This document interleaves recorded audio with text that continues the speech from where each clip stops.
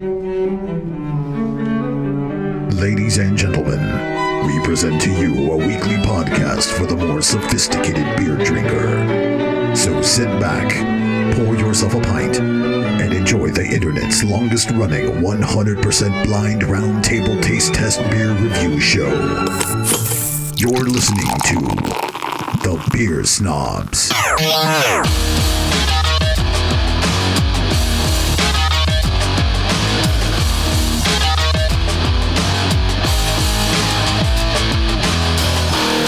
Welcome to the show, everybody. How you guys doing? This is Damon. You're listening to The Beer Snobs. And right next to me is... Hey, guys. This is Brian with BeerQuest.com. And across the table from me is... Hey, this is B. I'm with Geektainment.com. Before we get started, let us talk about our beer of the month, since this is the last week of the month. Avery Brewing Company's Ellie's Brown Ale. Oh, that's a good girl. Great beer. I liked it a lot. With a really nice dog on... I love Labradors. A really nice Labrador on the front. Ellie's a beautiful dog. Thank you very much. But this beer is great. Go out and buy yourself a single or a sixer or whatever you can. If you can find it, buy it. It is totally worth it. And anyways, let's get to the show. Our first segment right now. Since we didn't do it last month, long-awaited segment. This is home brewing with Hardyman. I know. I've been lame. I started brewing again, though, so I got a beer for us today. We were really pushing you to brew. You had to take a month off. Yeah, totally. So the cool thing is I've got this brand new one in front of us today that's a clone of Russian River's Blind Pig. It's an IPA. Okay. But also at home, I've got two new ones that are fermenting right now that are just waiting for a couple more shows. But they'll be on the show. That's right. Awesome. That's right. But let's talk about this one right here. Yeah, so this one's pretty chill. This is a lot of two-row and a little bit of Bavarian wheat. This is just an IPA, or this is just an IPA. This is a Russian River clone. It's a clone of Russian River. What I do is I do start off with a bunch of two-row, and then the Bavarian wheat that gives you like a nice malt base. And then for the hops, we start off with Magnum for bittering. It leaves a nice clean finish. It doesn't leave a lot of residual flavor. That other hops will give you like crazy bittering character. Okay. So to give it a nice clean flavor, we started off with that. So yeah, to take a sip and tell me what you think. First off, I like to say I've been swirling this. Just give it a good swirl for a little bit. Work up that head. That head is beautiful. Yeah. Because I love that. Because of the wheat, it actually like froths up, and the wheat will give you a little bit more head retention. And that's cool, and it works. No, look at that. The way it coats the glass. I mean, that is sweet head. The smell is beautiful. Also, I can almost smell the hop variety in this specifically. Yeah, a little bit. It's a lot of Cascade. It's actually. Yes. I would say it's actually mostly Cascade because I only use an extra like ounce of Willamette in the dry hopping it. After it's fermenting, we throw a little more hops in. Very, very clean, very clean. Yeah. And it's nice. It's got a nice like brownish color. I mean, that's my thing. I'm looking at it brown. For IPA. It's a little darker for normally. It's kind of brown, brown for an IPA. Yeah. Why? It came out a little bit darker. I think it was because through our boil, we actually had a little bit more water evaporate than we had planned. And so it came out a little bit stronger. So this one actually comes in at 7.1%. It's kind of a Decepticon. Little bit, yeah. So because you're looking at this and I'm not thinking IPA. Yeah. Not only that, but so it comes in at 7.1%. It drinks pretty easy, but then you're also hit with the oak flavor. Oh, wow. We added some oak in there too. I just took a taste of this. Oh my God. Yeah. It comes in, spikes you with that pine. Yeah. And then hits you with some nice like oaky sweetness. Happens really fast. Yes. It's quick. It comes in, spike, and then sweet, smooth. Here's what I'm going to say. Hardyman, usually we ball wash the shit out of you on this because that's what we do. We like ball washing a lot. Well, thanks. I like my balls cleaned. But here's for what it is for me. It's not a bad beer. I just consider it an IPA. I feel this is like a hoppier brown to me. And for me, I appreciate the fact that it's not a bad beer, but I can't sit here and be like, this is the best IPA I ever had. I think this is a good IPA. I think this is good. I think the hops come out really well. And the ball washing comes to an end. I'm sorry. Yeah, totally. No. That's kind of how I felt too, because I had my brew club actually came over and checked it out, and they loved it way more than I did. I'm really like hypercritical. So right off the bat, You're always your own worst critic. yeah. I mean, right off the bat, I'll be your worst critic. It already had too much oak. The hops didn't balance the way I wanted them to. I missed you, B. Yeah. So No. But really, you do amazing beers when you do your homebrew. I can't say this is one of my favorites, but I can say it's an interesting blend, and I'm not gonna leave empty glass. I promise you that. Well, okay. I don't. Okay, seriously, I don't go for the ball washing. All right. Bullshit. No, I don't. Honestly, I've been waiting for him to bring something that I could actually critique. Well, while trying not to be too mean about it, because you're a friend. But honestly, Pussy. no. Fuck you. But though the thing is, number one, this shit's a Decepticon because they don't look like a goddamn IPA. Not at all. It's got some IPA flavor. It's got some other flavors in it, and it's blended really well. And this is thing you seem to be really good at is the kind of beer that I like, which is blended flavors.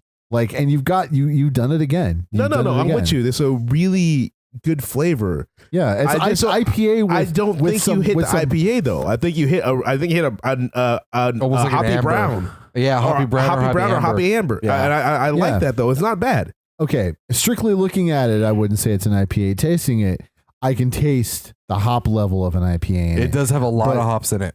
But there's more going on. There's more going on that makes it more complex, and I love that. I mean, I don't know what you intended to make. I don't know if this is what you intended to make, but whatever it is, I like it.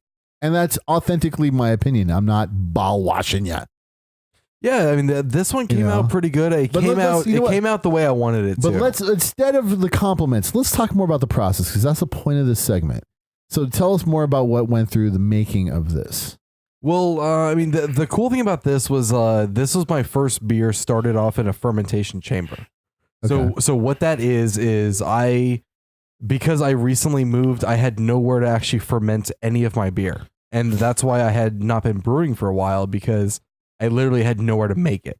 Okay. So I could brew it in a kettle, but then you got to put it in a nice, dark, kind of a cool place, temperature, regulated, all that kind of stuff. And I had no way to do that. So what I did was I took my original kegerator. So when I first started brewing, I went to Craigslist. I bought a kegerator from a firefighter who built this really fucking cool thing. It's red. It's got a firefighter racing stripe on the side of it. So it's just like a firefighter themed kegerator. Yeah, totally. Diamond plating, all that kind of shit. So I went out, I bought that thing, and so now that I've built my own kegerator with 7 taps in our dining room, I've converted this one into a fermentation chamber. Okay. So it is I've got a temperature probe that reaches into it. Okay. It actually goes into, when I brew beer, I make them in these gigantic 6.5 gallon carboys or glass jars. Okay. That's all it is. And so what I do is I take a temperature probe and I put it into a sealed, a stainless steel rod that goes right to the middle of the beer, and I get the core temperature. And so that's the cool thing about this beer is I was able to make it in a refrigerator that pretty much insulated the beer, temperature controlled it, and make sure it fermented the way I wanted it to. Okay. So that was the cool thing about this. Otherwise, the brewing process was the same. Pretty much put your malt in, add your hops, and you pretty much dump it into a carboy and start your fermentation. And as always, every time we do this show, just so people really get a sense of why it's worth it to do it yourself.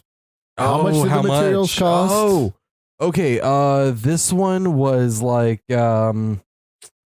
I think this one was $36. I take it all back. And then there's I figured it out between the water and the propane and all the little stuff, the cleaner and everything we else use. Another $15 on top of that. So yeah, so about $51. Less than $50. Around $50 for $50. And how much beer did you make? You get 5 gallons. 5 gallons. Yeah. So gallons. You take those milk jugs that you got at home for your 1% milk and fill them up with how many of them? Wait, excuse me. What type of fucking savages drink 1%? I know. I don't know. I'm talking shit. That's I'm talking baby shit. Cows. How many gallons? How many gallons? This is 5 gallons. 5 gallons. Yeah. 5 of those milk jugs worth of beer. Okay. And it only costs $50. That's amazing. That is amazing and totally worth it to experiment on your own. That's why it's worth it. That's why we do this segment, because you too can do this. Oh, totally. And it's worth it. You'll come up with something good. You can be creative, come up with your own ideas. And a lot of people don't realize the cool thing is a lot of the stuff that you need for brewing, which is pretty much the giant kettle and the burner. You can use that for Thanksgiving if you ever want to try deep frying a turkey or doing anything like that. There are other uses, yeah. Yeah, Although totally. although we learned from you, if you try to make root beer, you can only make root beer. Oh yeah. That will ruin everything. Yeah. Otherwise, though, you can use it for other stuff. Yeah. All right. Well, anything more to add? B? For the price, amazing job. Amazing job. Anyways, and that's it for Homebrewing with Hardyman. Let's get to our blind review of the show. Oh, Nice. this is light. This is biscuity. Different smell. Sweet. I smell apple. I'm getting. Yeah, you know that is. Yeah, I don't get apple. I Cheap get honey. lager. Oh, The scent liquor. of Let's go. apple. The scent of apple says cheap lager. It's like the scratch and sniff apple stickers too. That's the worst part about it. You take a sip and there's a little bit of a cider too. Oh God, that's really appley. That's weird. That's almost to the point of it being intentional. But I didn't buy any apple ciders. Just as a note, Okay. I actually buy a lot of beer so that even I don't know what the hell is being served. And I do not buy ciders. So this is not a cider, but Jesus Christ, it could be. This is shit. This is pretty bad. This is a very cheap lager. This definitely has off The scent flavors that is you bad. do not want in your beer. The scent is bad. Like Yeah. you take a sniff of this and it is horrible. You take a taste and it's just, cheap lager. You know, here's my best thing I say about this is nothing. You have nothing good to say about this? There's nothing I can say that's not good. Nothing I want to say at all. This is just blasé. It is very boring. There's nothing interesting about this at all. This seriously, okay, you measure this against like a Budweiser or a Coors, something like that, I would say it's okay. I'm bailing. I'm going back to my homebrew. You put it up against one of those mainstream Miller, Coors, Bud. This is a better beer. This is a better beer than any of those. Or so we're on not par. saying it's on that level of no. This is better. You know, Coors Light, like shit like that. This is way better than those. Does that make it a good beer? No, because we're talking about, do you eat the Snickers bar or do you eat the lump of shit? This is right in between a lump of shit and a Snickers bar, which doesn't mean it's good because it's still shit. So I'm not feeling this one. Let's get the recommendations. B. Fuck this beer. Hardyman. I'm not a fan of this beer. I mean, shit, dude. Coors Light even won gold medal last year at GABF. Oh, dear God. This doesn't. Not gold. It's I a think- fucking I think beer that works. Bronze or whatever. It won a medal because it Totally. does what it's supposed to do. Yeah.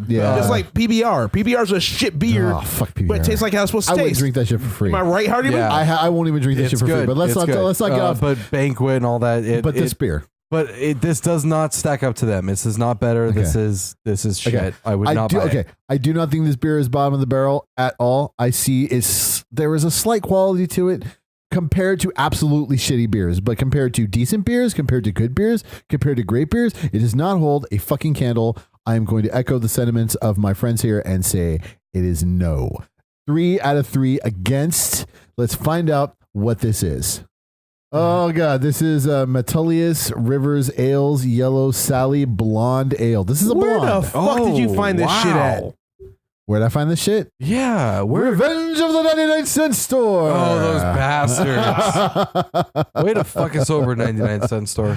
I used to like you know guys. what? 79 cents. 79 cents for this bottle, and it tasted like it was worth a quarter. Yeah. You definitely got ripped off. I got ripped. I got ripped. For a 79-cent beer, I got ripped off. The bottle kind of not exactly, but it kind of reminds me of the can from a couple weeks ago that California Cream in. It's blue, yellow, white. I'm looking at it. It looks like a Kona bottle to me. Yeah. No, almost. that's the thing. Okay, looking at this bottle would blend with any beer in the craft section of your store.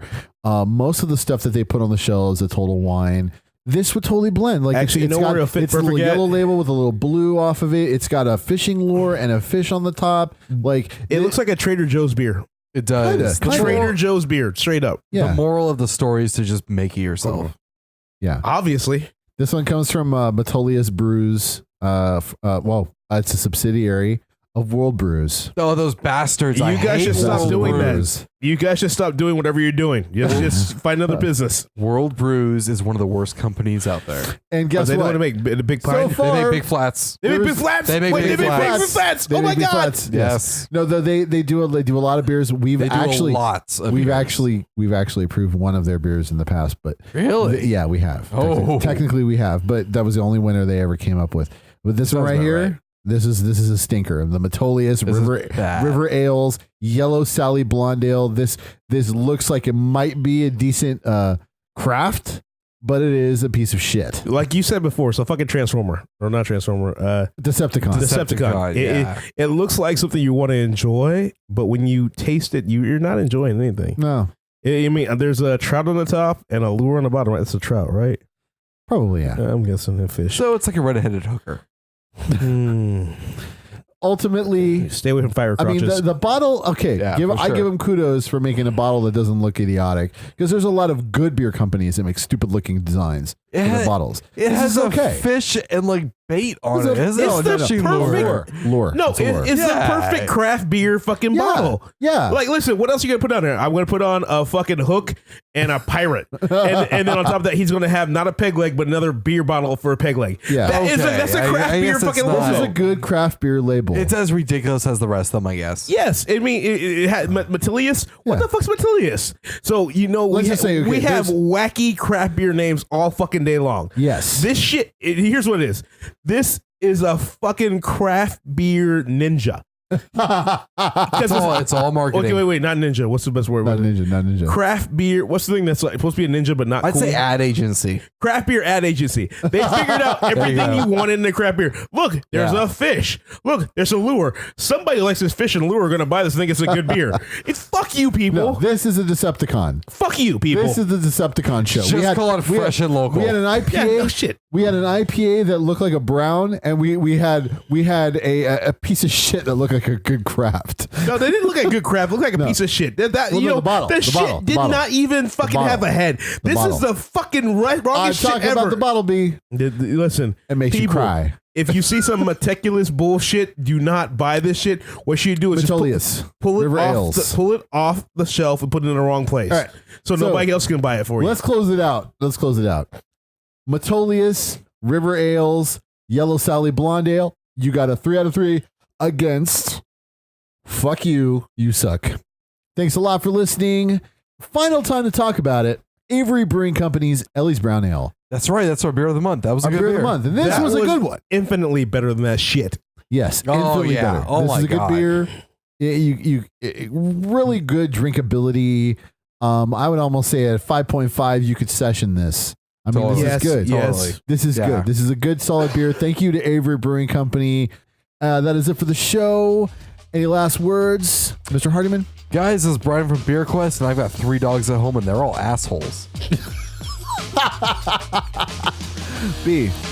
I'm B from geektainment.org. If you want to find us on geektainment.org. We're doing many events in the Cucamonga area. Be fun for you. Try it out. Cucamonga? If you're from Cucamonga or well, if you're in the IE, come on out. We're going to do a Pitch Perfect sing-along real soon.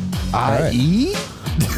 Inland Empire. Oh. So that part of California, the armpit of California, that part. It's like the ass crack. No, the ass crack of California. Palm Desert is the armpit of California. Palm Desert is not the armpit of California. I don't know. That's the crotch. I think that's the sweaty crotch of California. Bakersfield's a navel.